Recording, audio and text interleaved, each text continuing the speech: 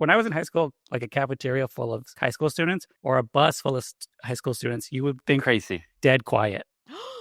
They're all on their phone. On their phones. And now they're all using ChatGPT. So how do they use it for? Everything. Oh my. And there's no books, there's no worksheets. Everything's on a laptop. So half the time they're watching a Netflix show in class. Well, at least they're watching a show. There's hope for us. Well, they're watching a lot of old you stuff. think, Nico? That's really, that's what you take from that?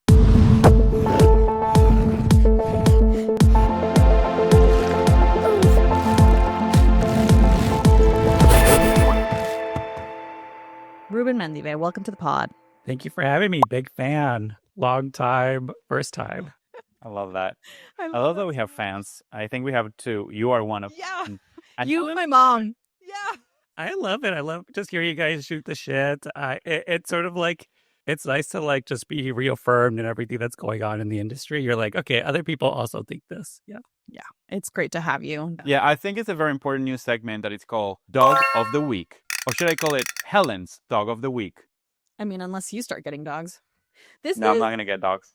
This is Cleveland. Call him Cleve for short. I do not like the name. Normally I foster dogs, Rubén, but this is a Rover dog because I'm unemployed and I need some cash. So this is a dog from Rover. Which Getting is... paid. He's loving this. He loves it. He will pose for the camera. Like I'll put the phone up and he'll be like, it's hilarious. But what is Rover? I don't know what that is. Put it more in the center. Rover is this app where you can watch dogs and you can go watch them at their place or you can have them at your place. Got it. No, I was supposed to dog sit this weekend, but they canceled their plan, so I didn't. But usually I dog sit a giant St. Bernard Bernie. I don't know if we can see. He's the light of my life. Love that. We weigh exactly the same amount. He's giant. Yeah. But I love him. He's like 3 years old now, maybe. Yeah. That's so cute. I love that. I did take care of a Great Dane not too long ago. Worst experience of my life. You don't have a space to do that. You shouldn't take on big dogs. I think your specialty is small, ugly dogs. Small, ugly, white, crusty dogs is my specialty. What are the qualities of this dog? Can you pitch it? Can you pitch this dog to us? Yeah. So Cleveland is 10 years old, is currently wearing a diaper, has so many accidents that I have to change its diaper probably like 5 times a day. Saddest thing is I'm getting paid for watching this dog for 5 days. I'm getting paid $200. That is not the rate that I'm used to. And why did you take on that rate, lower rate? You thought it was a special dog? Look, I thought it was a smart business move. I'm like, if I can get this girl who travels all the time to let me be the main dog sitter, I can have like a steady flow of like a little bit of cash and slowly like increase my rate because she'll like me, right? Listen, can a girl eat? Like $200 is $200. Guys, this dog has thrown up in my car twice. It's not doggy. It's not worth it. It's not worth it. Cleve, it's not worth it. I'm so sorry. $250 right there. Cleveland, what are you doing? Cleveland doesn't like anything that doesn't like he has to be like on you. Sometimes he like holds my hand. He's so anxious. He's like, I need to hold something. He's so anxious, the poor thing. Yeah. He was apologizing the other day by just putting his paw on your hand, which I thought it was like... I know I threw up. I'm sorry. That's sweet. It's like... I'm changing my mind again. It's okay. That's an average. Okay. Yeah. That was anyway. Helen's Dog of the Week. We like to do updates, proof of life. Nico has a hot new update for us. Tell us all about it. So I'm gonna start slow. So I'm borrowing down writing. I'm writing is the worst thing that can happen to me. But I'm in that point where I'm like seeing not the light at the end of the tunnel, but I'm seeing the mountain. Finishing a first draft is like, oh, I know now all the things I need to fix from this. I can see the mountain in front of me. Before it was just fog and dread, and now I have the hope of conquering something one day. I'm renewing my Italian citizenship. I'm Italian technically. My ancestry in Argentina, part of my family is Italian. I did it when I was very young. Like I was 19. I moved to Italy for 8 months just to get it. And I slept on couches and I managed to get it. And I'm happy I did because Giorgia Meloni, the prime minister of Italy, is friends with Trump. And she has all these crazy ideas about removing people from the possibility of getting Italian citizenship, which sucks. I was getting my passport renewed and I saw these 2 people who got rejected their Italian citizenship because of like some sort of technicality. So I'm glad I have it. Have the new passport. It's fresh. We need to use it. Maybe retreat for you're not going to make it in Italy or something. Helen, think about it. let's find a sponsor. Finally, the big summer shedding is starting. So I'm going to be removing a lot of objects from my life. I'm surrounded by my own consumerism and it's piling up and falling on top of me. And this is Give it to me. You want it? This is an interesting business opportunity. You want things? So I have all sort of things. And the problem is I don't have time to sell them. I don't have time to do eBay shit. I need to get rid of it. And the easiest way possible, probably donate or put it on a Facebook page and then people pick it up from the neighborhood here. I don't know. It's easier to just do Facebook Marketplace. Yeah. Yeah, it's easier, right? People pick it up. I have all sort of things like a drum machine. I don't play drums or do any sort of music. I have microphones. I have old cameras. I have old computers, all sort of things. We're going to be shedding those things this month. And finally, our short film Borderhopper that we did last year qualified for the Oscar campaign this year. This means that it basically won an award that allows you to apply. This is called a long list. We're very proud of it. And now we're facing the reality of having to do an Oscar campaign, which is insane. So I want to play this game where Helen tells me how much does she think an Oscar campaign for a little short film about immigration costs. Okay, I'm gonna guess, but then we're gonna I want Ruben to guess. Start with the number you gave me before. Okay, yeah, I'll say the number that I gave you before, and then Ruben, are you ready to guess? Yes, I have a number. Okay, cool. I'm gonna guess 5,000. Okay. What's your best guess, Ruben? I'm gonna say 100,000. Wow. Well, Ruben was closer to the reality. So the truth is, it starts at 25,000 and it goes up into infinity, right? Because this is about lobbying a very coveted group of boaters. So to vote for the short films, you can't bring your friends who are in the Academy because your friends, to qualify for voting on shorts, they need to see an amount of shorts. So they need to see, let's say, 30 shorts or something. Mm-hmm. That means that only a small group of people that are enthusiasts within the Academy voters really do it. And to reach those voters, you have to send very expensive private lists, emails. You got to do events. You got to put them on the theaters. And you have to pay the agency that runs the whole show. And that adds up and adds up and adds up. So now I'm in a situation where if I take this unique opportunity of doing the Oscar campaign for Borderhopper, we are going to think about ways to finance it. And if it makes sense, because at the end of the day, as filmmakers, we're like, if we have that money, we have access to that money, shouldn't we do another movie? Or should we Anora the shit out of this situation and spend more money in promoting the film than we did actually making the film? Open question. You need to find a rich person to just give you the money. Just find someone so that you don't have to stress over this. Because if you have access to that money, you're 100% right. You should go make another film.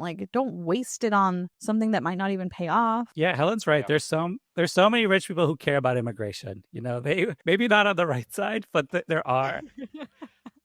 I will say this. There was another movie. Wasn't there another Oscar campaign where it was they asked for celebrities to shout it out? I forgot what it was, but they got an actress nominated. It was a couple of years ago. Yeah. But just pay Jamie Lee Curtis to post on Instagram about it. That's another good. All right, that's a good move. So if you have the number. And also your actress Gabriela, right? She's in Borderhopper, and I saw she was on Deadline this past week. So that was so cool. She got cast in. Shout out to Gabi. Yeah, she's. What did she get cast in? I didn't read the article. Shout out to Gabi. She is. Their article announces that Gabriela Ortega, Bo Mitchell, Alice Kronberg, Daryl Mitchell, and Oliver Yelling joined former Netflix executive Todd Yellin thriller 50 Seconds Date, and that's great news. And we're super proud of Gabi as usual. She's that's always awesome. Amazing, and yeah, but she's gonna make it. It's those people who are. I mean, she's already making it, but I think it's those people. Her energy is contagious. She's so talented. She's multi-hyphenate. This woman can do anything. She can write, she can act, and everything she does. She's an amazing director. Everything she does well. Yeah, undeniable. Fine. She's already made it. She has to fucking be a star. I'm just gonna say for a second, did we clock Nico's incredible optimism? She's already made it. Casual. She's already made it. It's fine. Yeah. Who did I learn this from?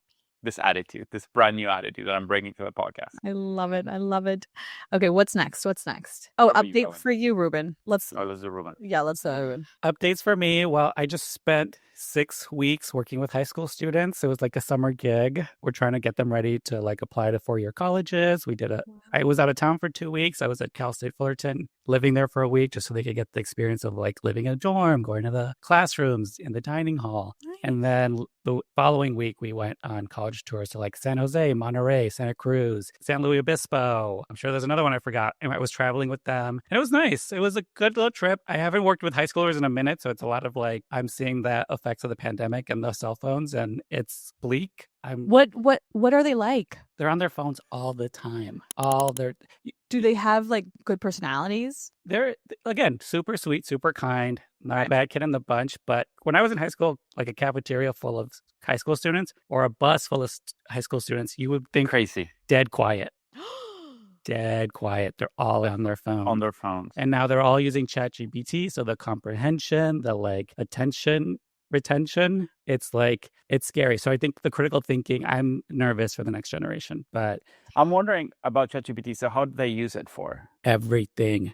There's a worksheet with questions. Read this thing, answer these critically, grab the question, put it into ChatGPT, copy, paste, put it in the thing. Oh my. And there's no books, there's no worksheets. Everything's on a laptop. So half the time they're watching a Netflix show in class. Well, at least they're watching a show. There's hope for us. Well, they're watching a lot of old stuff. Nico? That's what you take from that? They're not watching any new stuff. They're watching like Pretty Little Liars or Gilmore Girls, you know? Yeah, like back when TV was. Yeah, so I was doing that for 6 weeks, and now I'm sort of off and, looking to other ways to make money, readjusting to my life after I was working basically full time. And I have a podcast meetup coming up on August 24th. So I'm promoting that, getting set up for that. I want to go. What is a podcast meetup like? So it is basically whoever your target audience is. My podcast is called La Lista, a Latinx writers podcast. So my audience is the writers are Latinx and they're looking for community. So then the event is that. So I invite, and I've opened up to allies because I noticed the most successful people I know a lot of white people. So I'm like, let's bring the white people in. Yeah. Yeah. Welcome, hire us, get to know us, refer us. awesome. This is such a great idea. I think people are craving meeting in real life. Yeah, I mean, it's a struggle. I will say ticket sales are still low, but it's August, so a lot of people are still out of town. But usually get about 60 people. It's downtown.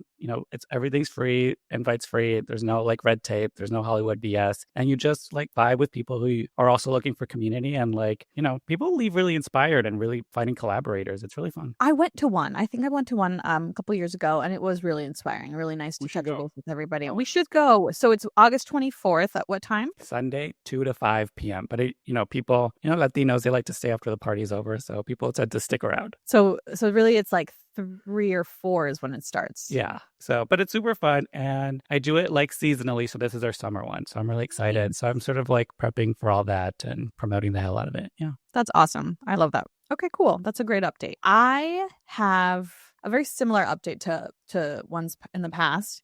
I have a show coming up on Sunday. I'll be Single there. Writers. Oh my God. Yay. I'm excited. It looks hilarious. You're releasing a lot of content for it. And I'm like, this is so funny. I want to go. Oh, So much fun. good. Thank you. Yeah, we released a Sydney Sweeney promo this morning. We shot that yesterday. We shot our first sketch, which is a really cool update.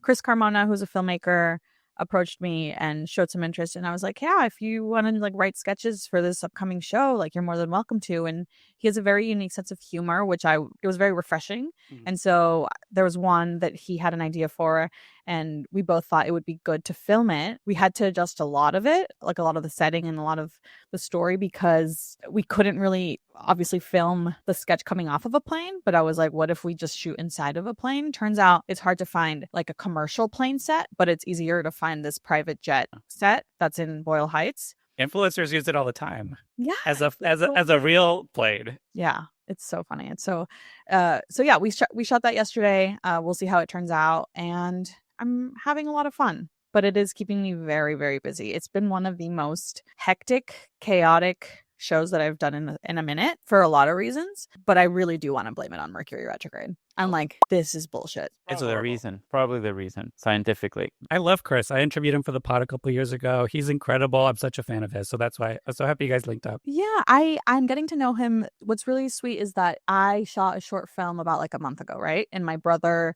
he's a filmmaker. He's a freelancer in New York. He volunteered at La Leaf years ago. When I first moved to LA, he was also in LA, and I just like took him with me. He volunteered. And apparently I didn't know this. Apparently he watched a short film at La Leaf, and it was Chris's.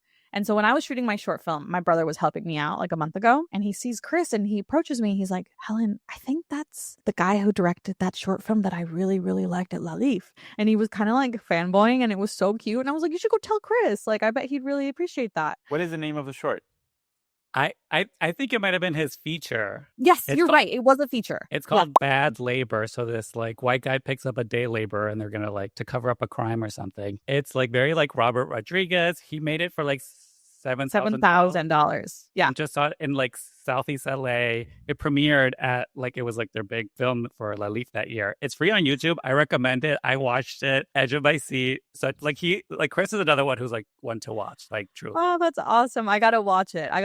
No, I'm having a lot of fun working with him, and I just thought that was just such a sweet little moment that my brother was like, oh my God, he remembered. I'm like, to have that impact, I feel like is huge. No, it's a great film. I talk about it all the time. Yeah, that's awesome. Okay, cool. So after we do our proof of life updates, we like to do Will they make it? how did they make it? Yes. We're working on the improv, Ruben. That I got it. I've been trained. I've been trained. Okay, so we are actually going to be talking about Alejandro Iñárritu. Are you guys a fan? How do you guys feel about him? I'm a big fan. I have to be honest. Okay, but tell me, what's your most favorite of his? And then Ruben as well. I have to say, for example, Amores Perros was very big influence, I think, growing up. And then eventually, I think Birdman became an obsession for me. Yeah. Because it's a lot of the things I love in cinema. And it was so impactful. And you know, when I say I love trailers sometimes more than movies, the teaser for Birdman was so inspiring. I have this thing, Ruben, with teaser trailers that sometimes trigger ideas that inspired me in a way that the movie never can. And the teaser for Birdman was incredible. It's like, what the fuck is going on here? What is this thing? And it was written by a guy I know. So this is a story I have too about Birdman so I know this guy is an Argentine director, Armando Bo. So Armando is like a big commercial director in Argentina. And he did a movie called The Last Elvis that premiered in Sundance many years ago. And so he had that under his belt. And then he started directing for Iñárritu's company because Iñárritu has a commercial production company. And eventually they started kicking the shit and saying like, listen, I'm doing this movie, you have some ideas, blah, blah. They started working together. Armando brought his cousin, who's like a genius writer. And they had another writer in that movie that eventually won the Oscar, right? So Armando went up to pick up the Oscar for Birdman. And I remember before the movie was premiered, he was very nervous about the fact that the movie was very weird. And he was like, we don't really know what it is. We don't know if it's going to be well enough because it's nothing like he's done before. Like it's a very, very different kind of movie. Very different. And then eventually blew up. I think it became one of his more iconic movies. Wow. That's awesome. That's cool. Ruben, do you have a favorite movie? I will say when you sent me the email, this is the director we're talking about. This is probably the lesser known of the three amigos that I know. Oh, okay. Like Amores Perros, is that right? Like It's literally in the trunk of my car right now. The DVD, because I go to Savers or Goodwill and look for DVDs and I buy them. Fun. And I'm going to watch it over Labor Day weekend when I go up to Big Bear. There's a DVD and a VHS player, so I'll watch it for the first time then. I am mostly familiar with Babel, which I probably watched when I was in high school. I have like distinct imagery like stamped in my head from that movie, and it's all the times where I think I was uncomfortable. My parents were like sitting right next to me on the couch. But I also feel like I confuse it with Crash a lot too. Like I think I had to like rethink. I was like, oh no, I'm thinking of Crash. Like this is. But Babel I really like because it was like I just love how complex it is narratively. It's like really global. It's really like I don't know. I think it touches on a lot of like human stuff. Yeah. And it's got like Mexicans and it's got like a border thing and like the tension. I remember how the tense I felt watching that film. But that's the only film I think I've seen. I'm like I miss the Birdman. Have you seen The Revenant? No, I just don't like bears and I don't know. I can't recommend it. I honestly can't recommend it. Maybe I'll do my homework and like actually watch them. Birdman I haven't 21 seen. grams. I feel like maybe I saw it, but it was again like I was a kid. Yeah. But I think he's really like I like people who like get to make what they want to make. So that's what I like about him. Yeah. A rare breed. Mm-hmm. We remind me to touch on the Three Amigos thing at the end, but I'll tell you a little bit about his early 20s. Apparently, he worked as a radio DJ at a popular Mexican radio station. He was one of the youngest station directors in the country at the time, so he just basically like curated music and did stuff like that as a DJ. He started scoring the music in films, which I thought was cool. He composed music for Mexican films, and that gave him kind of the first look into, the film industry. And then in 1991, it says here that he co-founded Zeta Films, which turned into Z Films, with a writer who I don't know, Guillermo Arriaga. But they basically produced TV commercials, short films, high-end commercials, and that's where he experimented with visual style and camera work. And this was basically helping him like build a reputation in the Mexican advertising industry. So that led to TV projects and shorts. And once he was like more established with his cinematic voice, he was like meeting actors and crew, and he did his first feature film, Amores Perros, which I think is probably one of my favorite of his. I think it's a tie between that and Birdman. I really like Birdman. You know what? Arriaga is a novelist. And so Arriaga published 3 novels, and he shot all they adapted all the 3 novels. And the first novel was Amores Perros. And that created kind of like a partnership between them. But I think, this is a little bit of gossip, but I think Arriaga wanted to direct. I think eventually he directed, and they toyed with the idea of directing together. But you know how things are. Eventually what happened was like, no, I'm the director. And they kept collaborating because they're so good together. But I think they broke off as friends. And this is complete gossip, and I'm probably making this up. No, I love that. There's a drama behind this relationship where you grow up with someone, his novels made your style, but then eventually that broke. And Arriaga has done movies as well. Sorry to interrupt, but I think that was part of his story. Name sounds familiar. Arriaga, I'm pretty sure I've seen one of them. But anyway. The Burning, Amores Perros is his script. 21 Grams, another of his novels. Babel is another of his novels. And then he directed some things. I'm going to tell you in a second. Amores Perros definitely put him on the map because it premiered at Cannes, it won the Critics' Week Grand Prize, and then it got the Oscar nom for Best Foreign Language Film. So there you go. That kind of all led up to how he made it. However, Nico did mention something before we started recording that is probably true. I think that I didn't know this about Iñárritu, but apparently he came from wealth, maybe, right? So he had, that working in his favor. Not taking anything away from his talent, but it helps when you come, from a certain class and have those opportunities. This is, at the end of the day, this is cinema. Who was saying the other day, to become a millionaire doing movies, you have to start as a billionaire. I think that there's truth in that, I think this is a game for people who can really have a padding. Like if you're paycheck to paycheck, creating movies is very hard. And being Mexican and creating movies in the US, almost impossible. I think that it's tough when you have to, but we all know because we were talking about fostering dogs before, right? Like it's tough when you're having to write the script, when you have to put yourself out there, but at the same time, you're thinking about like paying rent in an industry that doesn't give you money. I think that was something that, so that's why I think middle and upper classes create so many beautiful artists, because they have the ability. They can be spoiled sometimes and not do anything, or they have that. There's a rare breed of upper and middle classes that have the ability to be freed from, the most dreadful economic pressure and be able to create things. And I feel like that's the case here. I don't think he's a super wealthy, but I think he was in the mix for a lot of things, and he was a very successful person before becoming a filmmaker. Yeah. In terms of Arriaga, the novelist, he did, maybe you know this, I haven't seen anything. He did a movie in 2019, No One Left Behind, Desde Abajo in 2015, Word with Gods in 2014, Rio, I Love You. I think that's an anthology movie, which he probably did a short, and Broken Night. It keeps going behind, but like in 2013, Broken Night. So he did a lot of movies after that. He never became the statue of Iñárritu, I think, but he's a very well regarded novelist. Yeah, I'm sure that's tough. I'm sure that's what happens a lot in film, where you start out collaborating with your friends and then it becomes like, oh, I want to direct it. No, I want to direct it. It's like, oh my God, get over yourself. Do it together. But no, doing it together really is hard. However, I think with the film industry becoming so condensed, potentially, I do think we're going to see a lot more duos in terms of writing and directing. We're going to see a lot of co-directors and co-writers. Very interesting. Do we know how old he was when he made his first feature? Let's find out. Like, I'd be curious about that because it, like wealth does give you access and like stability, but it sounds like he was really like figuring it out also. Like he was working in radio, he was doing short films, and like, so I think he was getting experience. He didn't go to like actual film school, so he just taught himself, which I think is cool. Yes, and it's so incredible that like a feature, like debut feature, 37, and it's like blows so big. Like, and that's what I always tell myself. I'm 34, so I'm always like, listen, I've yet to peak. Like we got time. We got time.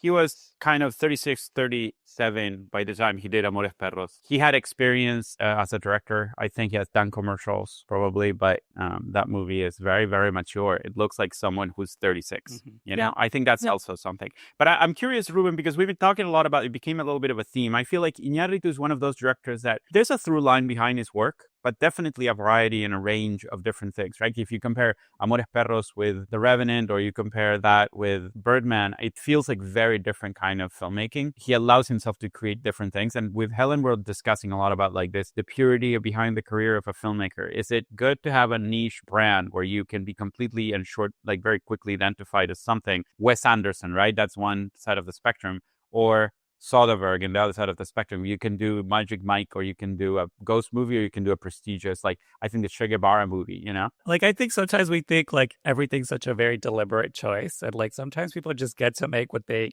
can. Like I heard you guys the last episode, I heard you talking about Lilo and Stitch, that director. And I'm like, I'm sure his dream wasn't to like direct the live action of a perfect animated film. Like, I'm sure that wasn't his dream, but it's a stepping stone. Like, I think, like, do some people want to, like, make A Wrinkle in Time or Eternals? No, but that's, like, the thing to hopefully. Okay, that's my next question. Because I was talking to a friend, Javi, a friend of the show. Hi, Javi. Shout out to Javi. We were talking about, like, the choice of making Lilo and Stitch, right? Which it looks like a good idea. Like, now you look back, you have Monday's newspaper, you go like, okay, that was a good idea that he decided to do that. It's a beloved movie, worked very well. Nothing bad happened. Chloe Zhao, she comes from Nomadland. She wins the Oscar. Then she goes into Eternals, which is basically a dumpster fire. And that seems to have hurt her career. I don't know. She hasn't been in the conversation for a while. Do you think that, would you do, Helen, a superhero movie if you were offered one? 100%. Because I just want to do it. And people, I am going to do everything that I can if it seems interesting to me. Hopefully I don't need the paycheck. Hopefully I just go based off the script. Nicole Kidman, for example. How many shitty things has she made? Shout out to Nicole. She's a Gemini like me and Ruben. her kids will never have to work. Say, like Kristen Dunst was saying this. She's like, I'm taking care of my mom. I would be in a Marvel film. So I think it's also like the circumstances. I think for Chloe, I'm sure she had a bunch of meetings, a bunch of pitches, and I wouldn't be shocked if the industry was like, no, you know? So whatever was coming from her, I wouldn't be shocked if they're like, yeah, that's not really what we want you for. And so you sort of have to make the smart moves. Like, I think it's also like some people tap into the zeitgeist of like the industry, which is just a bunch of like white people from the suburbs who think they know the world. But it's like, you know, I could see why sometimes it's not a beautiful, like creative match, you know? Yeah. Like Chloe, for example, like you just said, Ruben, like, yeah, we don't want you for that because Chloe is Chloe. Like she's so known for, you know, Nomadland, like is her, right? I would rather personally be known as like, oh, yes, Helen can do comedy really well, but she can also do drama really well. Like, let's go to the director who can just do it really well versus like, oh, let's go to someone who can do genre or like something super specific, you know? I don't know. That's kind of what I'm thinking. We'll see. We'll see what time to tell. I think we move on now to what are we watching? What are you watching, Ruben? I don't think I've watched anything. Listen, I just think about this because I was saying like how Hulu might go away, it might be folded into Disney. And I'm like, right now I have the bundle where it's like Hulu, Disney Plus, and HBO Max. I never open Disney Plus ever. So I'm just like, if it goes into there, like, I don't know what I'm going to watch there. And I think with the streaming, again, I'm saying like in a couple of years, we'll just have one big app that costs $50 a month. And I'm like, am I going to pay that? Because right like now, old times. And right now I'm just like, I only watch basically one show every like quarter. Like I'm never watching like 5 shows at once. I just feel like there's just not that much out there. Yeah. So my 3 recs, The Gilded Age on HBO Max. I love it. It's on its like 3rd or 4th season. What is it about? It's like a historical drama. So it's from the guy who did, again, I'm terrible with names, who did Downton Abbey. Mm-hmm. So it basically takes place in the Gilded Age, which is like the 1800s, where it was like the railroad barons and all these people got rich quick. And it was like the old guard of like the people who were living here from the revolution. And it's about these like nouveau riche and then like the old guard. It's about like, it's a lot of women too. It's very women focused. Mm-hmm. It's about this new lady who comes in and she's like rich because her husband made a bunch of money on the railroad. And she's sort of like trying to interject herself into polite society and become like the new like I feel like this is sexist, but like hen, I don't know, the top head. Yeah. That feels No, sexist. that's not Texas. It's Okay. back then. That's what they were trying to do. Yeah. And it's about relationships, about all these societal rules. So I love it. It's so good. You learn so much about this time period. It's just beautiful to look at. So I recommend it. Season 1 was a little slow for me to get hooked. Can I start with season 2? I would go straight to season 3 because I Okay. feel like a lot of shows at that time, we were dealing with a lot of pandemic stuff. Like some shows, you could tell this was filmed over the pandemic because even like season 2 of like Hacks, like I'm like, they were just trying to work through the pandemic of it all. Like you can just tell, like, so I would start with season 3. I really love it. My second recommendation is Desperate Housewives on Hulu. I'm rewatching it. I'm always rewatching a series on Hulu from like my childhood. Really love it. I think it came out during the Bush era. I think it is perfect for our current times because I feel like we are in the Bush second term again. And I just love like the 22, 26 season episodes. I'm on season 5 right now. You burn through story, great characters, so easy. Love that. Love that one. Okay. And then my final is King of the Hill on Hulu. Yes, I started watching it. Oh my God. Yes. It's so good. I just interviewed a writer who wrote on the new season, so it's a continuation. Wait, who? Her name is Marcelina Chavira, I think. Yeah. I know Jeremy Sue, who's also a writer on the show, but that's so cool. So I just interviewed her. This new season is beautiful. I already binged it. 12 episodes. I wish it was more. Check it out. I think it feels like it's like relevant and doesn't feel like they're milking it for more money. It's also such an iconic show. For those who know, it's set in Texas. It's just really well written and funny I really like the balance and tone that they're accomplishing in this season. You should check it out, Nico. I will. Yeah, I mean, I've seen episodes of King of the Hill. I haven't caught up with it. It's one of those shows that's been going on for a long time. It's like The Simpsons. Yeah, but it's probably a while ago, right? It's been gone for 15 years. It's been gone. Yeah. Yeah. I love that Pamela Adlon is the voice of Bobby. Like, she's one of my favorites. I love her. And also Greg Daniels is an EP on it, which I didn't realize.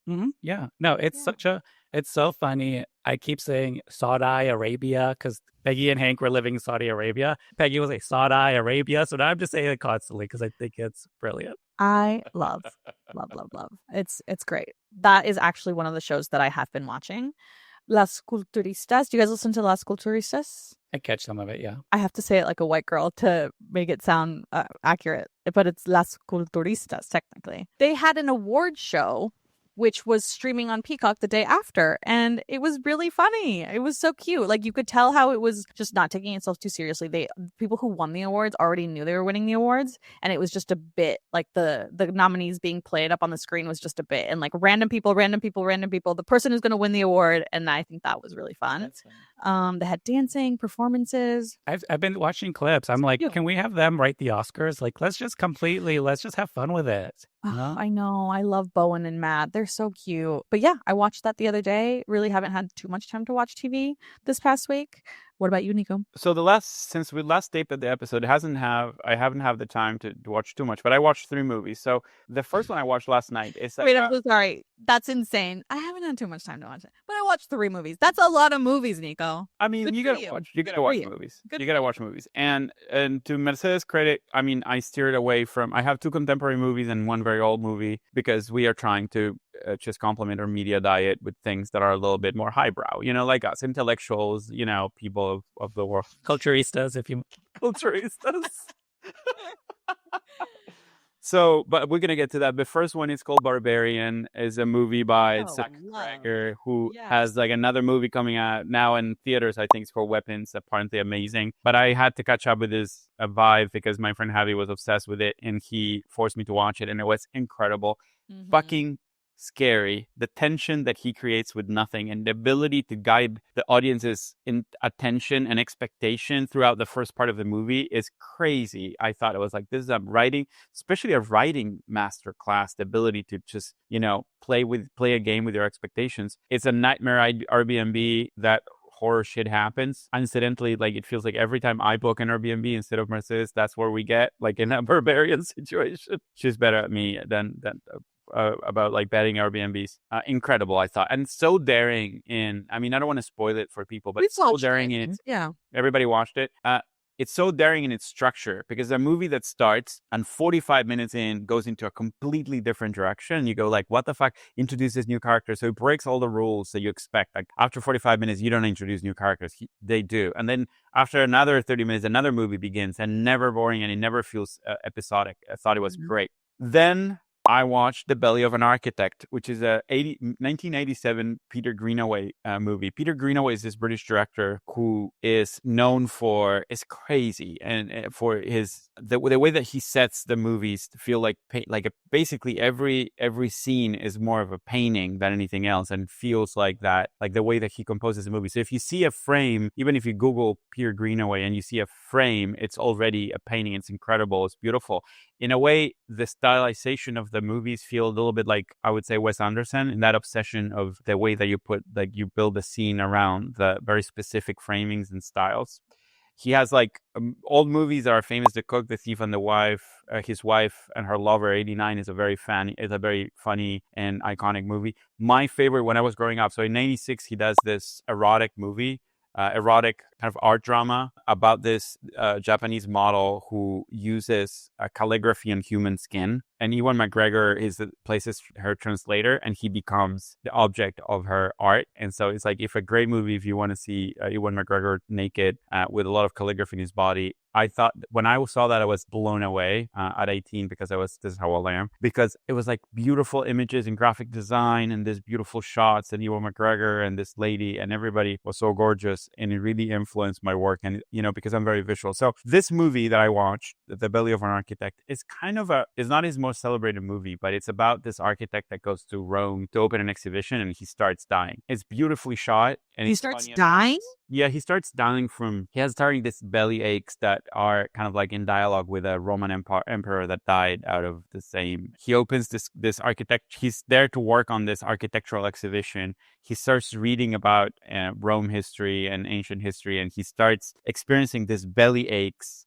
and eventually lead to his death at the end of the movie. So it's kind of like a Kafkaesque dream about creation and self-obsession, and then legacy. It's crazy. It's not for everyone. It's long, but it's so beautiful. At least, like, to watch some frames of this movie, at least you have to do that, because it's so... Okay.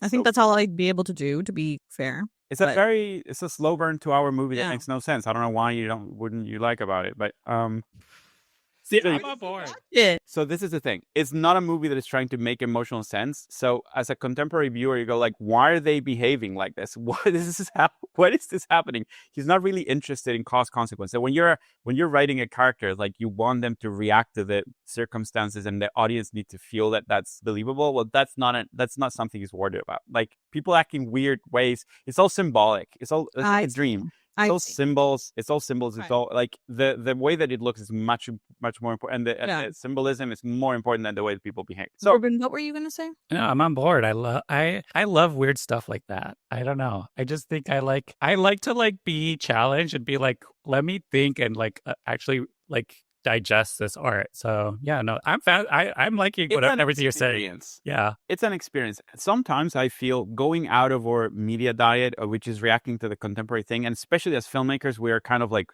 our chip is like, we need to keep up. We need to keep updated with the latest thing. But sometimes it's good to go back and experience things that are maybe not immediately dopaminic rewarding to your brain. So you're not having a lot of fun, but you eventually, if you lose in the experience, I'm not saying I do this all the time, I should do it more, but you start getting inputs and ideas that you never thought you could get before. Very true. A lot of directors and writers, like, they have references of old things, and that's so refreshing, right? Like, because they're not being influenced by the immediate circumstances around them, but the older things. Sorry, where did you watch this film? There's no good way to watch this film, so I butcher it, because like the thing is like streaming, right? Like, I think Ruben's way is better. Like, you pirated it? No, you want me to? Do you think I would risk my green card watching a movie? No. Listen, they'll get you for anything. That's true. That's a good answer. That's a good These days, answer. you did not. You're setting him up. Anything. I'm like such a good citizen right now. I'm scared to leave the country. I'm like, I don't know if they're gonna let me in. I know. My case was 20 years ago. America. They might still take it. Like, they're opening up all seasons. Did you know I love America? I know. That's the first thing I say to people. Like, Nico, right? He loves America. He loves it. Yeah. I watch it on Tubi, which is not the greatest experience because Tubi has advertising. Really? Sorry, what? That's crazy. Tubi. It's somehow dumped. I found it dumped on like a catalog on Tubi, and it's for third. So it's like some sort of TV copy. So this gorgeous movie that I was describing, but that you have to see for the frames, this white, beautiful movie, I watch it as a square in Tubi, and with commercials about dog food and salad. Sky Racy. You're better than me, Nico. You're better than me. Peter Greenaway is like turning in his grave, and he's not even dead yet. That's hilarious. Tubi's looking for feature films, guys. I try to pay for them. Yeah, I don't know how much they'd pay for them, but I'm gonna try to give something to Tubi just because I'm bored. I love Tubi. I just watched Clueless on there. Yeah, me too. Yeah, the commercials ruined it, but yeah. No, I actually am perfectly fine with commercials. I'm one of those people that's like, let me get up and, grab a drink, or let me check social media real quick because I'm addicted. I like commercials. Check on Cleveland. Break. Cleveland's right here on my lap. It's a great time. Tubi commercials, great time to check on Cleveland to see if his diaper is all right or he barfed in your things. This has been lovely, you guys. I had a blast. But Rubén, thank you so much for joining us. If you are interested, you should check out Rubén's podcast, which I love, and I was recently a guest on. It's called La Lista. You can find it anywhere that beautiful you episode, listen to by the way. I have to say, recommend the episode where you were there. Yeah, I'm a big fan of that episode. Oh, I got so many good recs. Like people were like, everywhere I went, people were like, love the Helen episode. I'm like, she's great. I learned a lot about Helen in that episode. She doesn't tell me anything. I found out a lot of her intimate backstory, the lore, the Helen lore. I learned. That's what it's for. That's what it's for. You think you know people, you see them around, and it's like, no. Have we had a real conversation? Like, where are you from? I feel like half the time it's like, what are you working on? Are you employed? Like, I'm like, what else is going on in your life? Well, Rubén, it speaks to also you're a good person who interviews because you ask the good questions, and even though it made me uncomfortable at times, I was like, okay, I'll tell you about my childhood. And that's the hard part about interviewing writers. They don't want to tell you about themselves, but this whole industry is talking about yourself, pitching yourself, going in those places. So it's also a good exercise. Yeah. Thank you so much, Rubén. I wish we could keep chatting, but I do need to cut us off. Yeah. So take care, and I'll see you guys soon. Bye. Bye.